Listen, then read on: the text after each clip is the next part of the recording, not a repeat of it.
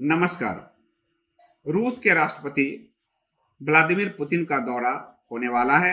सुना जा रहा है कि एक बहुत बड़ा समझौता भारत और रूस के बीच होने जा रहा है और ये समझौता है एक दूसरे के सैन्य अड्डों का, उसके संसाधन का उपयोग करना।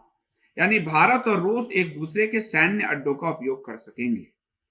यदि ऐसा होता है तो ये भारत के हित में होगा। जिस तरह से अमेरिका हमारी संप्रभुता पर बार बार हमला कर रहा है, जिस तरह अमेरिका हमारे सरकार के मुखिया को बार बार ब्लैकमेल कर रहा है।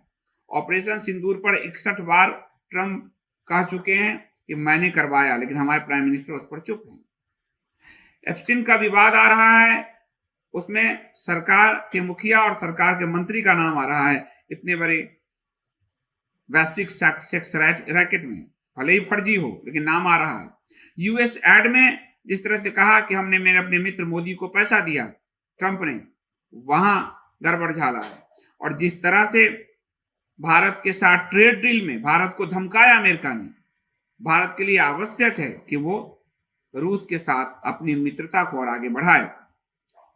व्लादिमीर पुतिन 4 दिसंबर को भारत आ रहे हैं।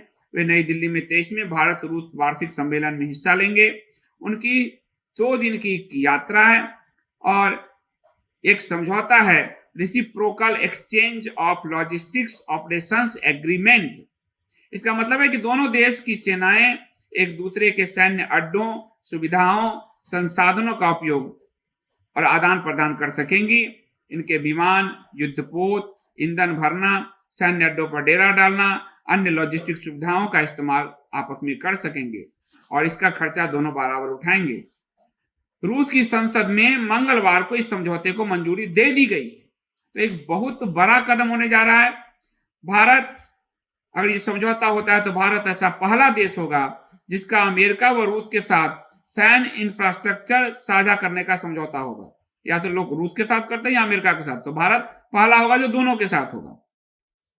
नौसेना प्रमुख एडमिरल दिनेश त्रिपाठी ने इस बात की पुष्टि की है कि यह होगा। भास्कर में यह न्यूज है। उन्होंने कहा कि रूस के साथ यह समझौता अंतिम चरण में है।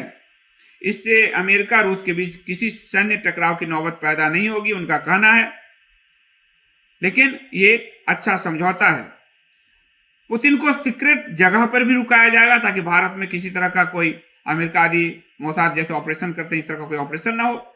लेकिन ये एक बड़ा समझौता होने जा रहा है और ये समझौता होता है तो वो भारत के हित में होगा और इसका स्वागत किया जाना चाहिए।